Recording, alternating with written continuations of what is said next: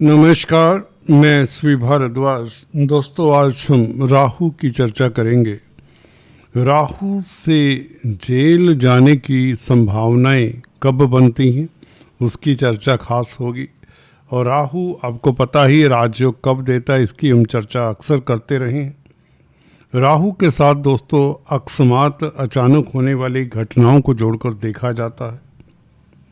और राहु राजा भी अचानक ही बनाता है, और इस तरह के योग भी, जेल इत्यादि जाने के योग भी अचानक ही बनाता है। जब राहु केतु का संबंध दोस्तों छठे भाव, अष्टम भाव और द्वादश भाव के साथ हो या इनके मालिकों के साथ हो तो यह योग बन जाता है।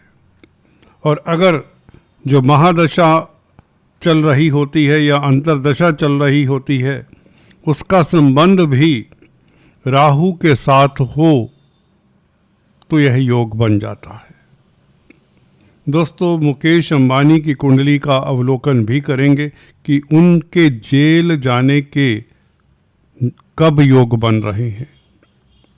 इसमें भी राहु का रोल रहेगा, वह बताएंगे आपको। और हम एक एग्जाम्पल के तौर से किसी और व्यक्ति की कुंडली ले लेते हैं जिन्होंने हमसे बातचीत की, कंसल्टेंसी ली, उनकी बात भी करते हैं। हाँ, उनके नाम पता इत्यादि हम नहीं बता रहे, गोपनीय रखते हैं हम सभी की बातें। तो पहले हम ये कुंडली की बात करते हैं। इस व्यक्ति ने हाल फिलहाल जेल यात्रा की, कारण राहु ही बना। बताना चाहता हूँ कि देखने में ये कुंडली, अगर दोस्तों आप एस्ट्रोलॉजी सीख रहे हैं तो ध्यान से देखिए, आपको नायाब वह छुपे हुए सूत्र भी बताऊंगा जो जल्दी से कोई बड़ा एस्ट्रोलॉजर भी शायद आपको ना बता पाए। दोस्तों, यहाँ पर देखने में कुंडली बहुत अच्छी लगती है क्योंकि लग्नेश और सुखेश बृहस्पति 11वें भाव में व्यक्ति के धनी होने के योग बनते हैं, और छठे, 8वें, 12वें भाव के ऊपर कोई बहुत ज़्यादा दुष्प्रभाव देखने को सीधे तौर से नहीं मिलता। और नवमांश में तो सूर्य उच्च के हैं, तो ऐसे व्यक्ति को सरकार से प्रताड़ना के योग इतने होते नहीं हैं। देखिए, अगर हम एक सीधी लैंग्वेज में बात करें कि ये फलां ग्रह उच्च का है तो ये अच्छा फल देगा, हमेशा नहीं होता। राहु केतु की एक्सिस को देखना चाहिए। राहु केतु के साथ किन ग्रहों का प्रभाव है, किन ग्रहों के साथ संबंध है राहु केतु का। राहु केतु के नक्षत्र मैं अक्सर बताता आया हूँ, वो जरूर देख लेने चाहिए क्योंकि राहु केतु की अपनी कोई राशि नहीं होती। इसलिए राहु केतु के नक्षत्र भी गौर करने चाहिए अगर आप तह तक जाते हैं। राहु केतु मैंने जैसे कि टाइटल में लिखा है से छठा, 8वां, 12वां भाव या छठे, 8वें, 12वें भाव के मालिक कहाँ पर है, उनका राहु केतु के साथ, राहु के साथ संबंध है कि नहीं, इस कुंडली में देखते हैं। देखिए, इस कुंडली में अभी इनकी आपको बता दें, देवगुरु बृहस्पति की महादशा चल रही है और काफ़ी लंबी दशा है अभी।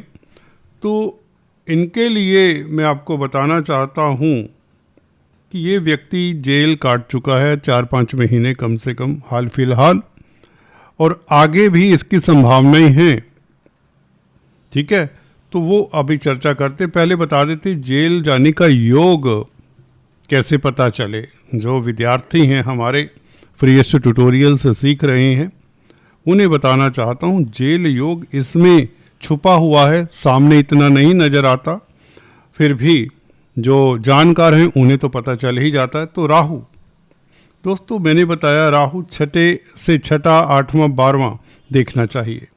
राहु से छठा भाव 12वां भाव बना यहाँ पर, राहु सप्तम भाव में, तो राहु से छठा भाव 12वां भाव बना। अष्टम भाव यहाँ पर चंद्रमा है, चंद्रमा अष्टमेश है, गौर करिए दोस्तों।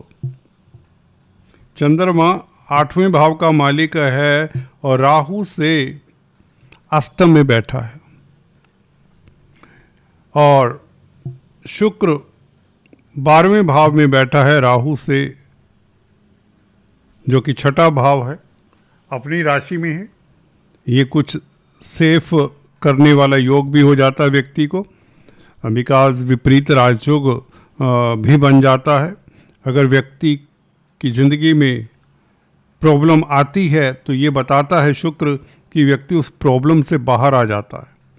ठीक है, तो हमने देखा कि छठा भाव 12वां भाव है इटसेल्फ, ये कोई अच्छी बात नहीं है। राहु की पोजीशन, इसका मतलब नोट कर लीजिए डायरी में, 7वें भाव में राहु का होना इसलिए भी अच्छा नहीं कि राहु से छठा भाव 12वां होता है जो जेल इत्यादि करवा दिया करता है, और राहु से अष्टम भाव में चंद्रमा जो कि अष्टमेश है, ये भी योग जेल इत्यादि या अचानक से, अष्टम भाव होता है अकस्मात होने वाली ट्रेजेडी का, घटनाओं का, दुर्घटनाओं का।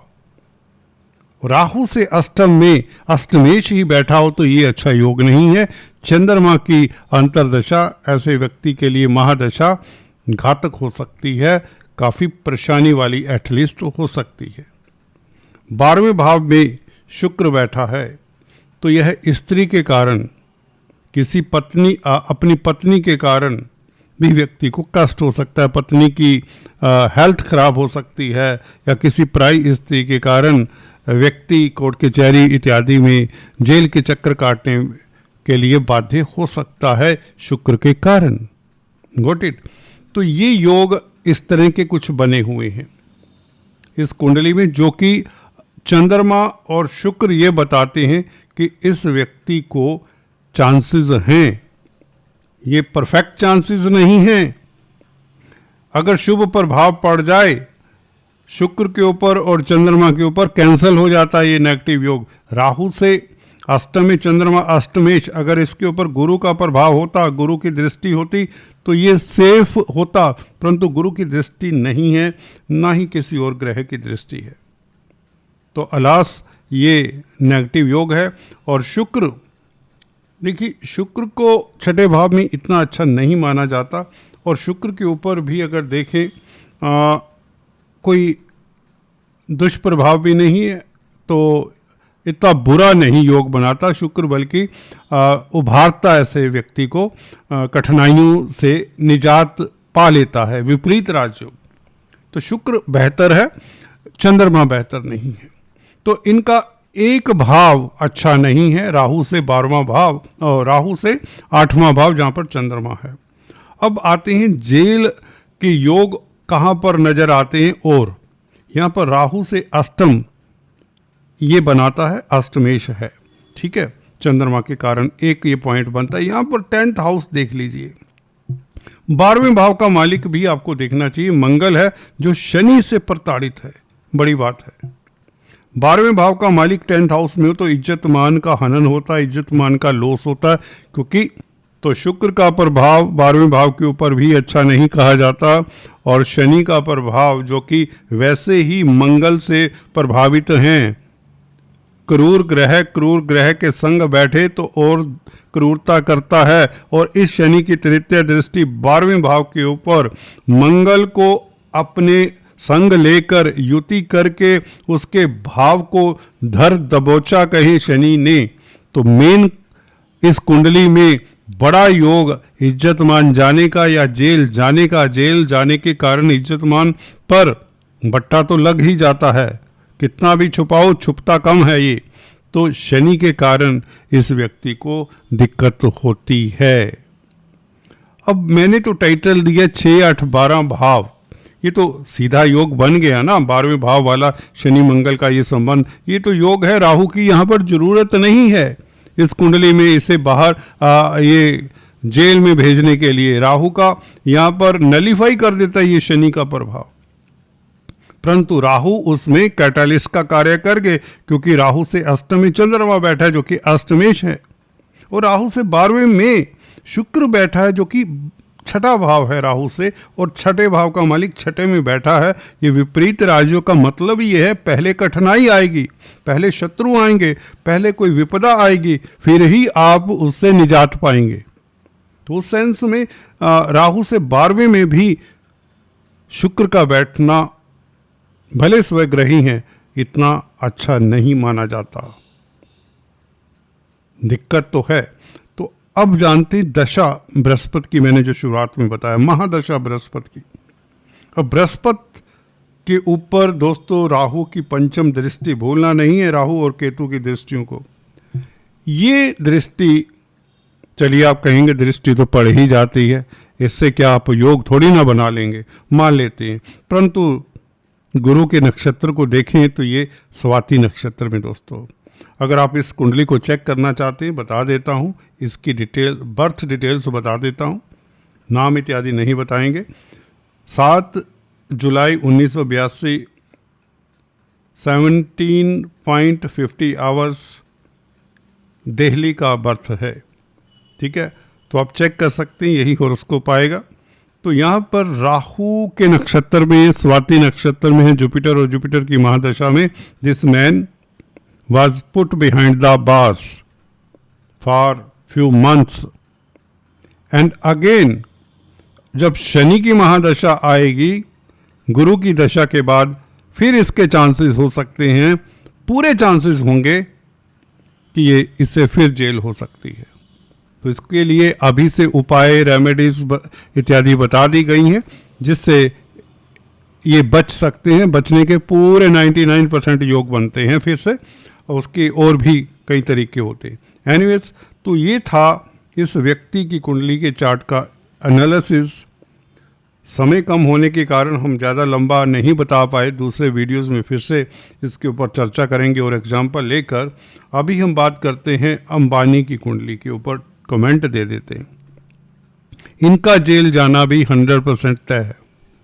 जी हाँ दोस्तों, अभी नहीं, काफ़ी साल हैं। 2033 में इनकी गुरु में राहु की दोस्तों अंतरदशा चलेगी। राहु है ही 12वें भाव में। लो, जो टाइटल दिया है उसे याद रखिए, राहु 6, 8, 12 भावों में हो। राहु से 6ठा, 8वां, 12वां भाव देख लेना चाहिए, उसमें कोई क्रूर ग्रह तो नहीं बैठे हुए, 6, 8, 12 भावों के मालिक तो नहीं बैठे हुए। राहु से 6ठे, 8वें, 12वें भाव में 6, 8, 12 भावों के मालिक नहीं होने चाहिए। जैसे कि पिछले कुंडली में राहु से अष्टम में, ये कुंडली में राहु से अष्टम में चंद्रमा बैठा है, तो ये कारण बना। शुक्र बैठा है राहु से 12वें में, जो कि 6ठा भाव है, और 6ठे भाव का मालिक बैठा है राहु से 12वें में। क्या बैठा है? 6ठे भाव का मालिक। एनीवेज, ये दो काफ़ी हो जाते हैं, और राहु से 6ठे भाव पर शनि का प्रभाव उस कुंडली में। अभी इस कुंडली में देखें तो राहु की अंतरदशा 2033 प्रत्यंतर दशा शुरू होती है जुपिटर में राहु की। तो 33 और 34 ये इनके लिए 100% योग बनाता है, क्योंकि राहु बताई देते हैं। एक तो देखिए शुक्र से दृष्ट है, 12वें भाव का मालिक ही देख रहा है राहु को, और बुध क्या है? अष्टमेश है। लो, यहाँ पर विपरीत राजयोग काम करता है, अपनी दशा में राजा बनाया हुआ है।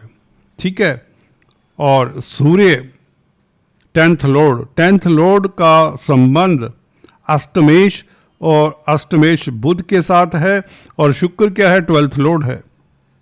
देखिए, हालांकि 10th लॉर्ड स्ट्रॉन्ग है, तो ही इज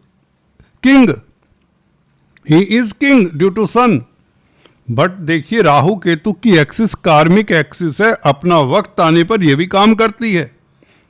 तभी कहते हैं ना, पहले तो व्यक्ति को यही ग्रह राजा बना देते हैं, फिर उसको दंडित करते हैं क्योंकि वह कर्म अच्छे नहीं करता। राजा बन के आप किसी का दिल तो दुखाओगे मेरे भाई, किसी का तो नुकसान कर ही जाओगे, तो भुगतना तो पड़ेगा।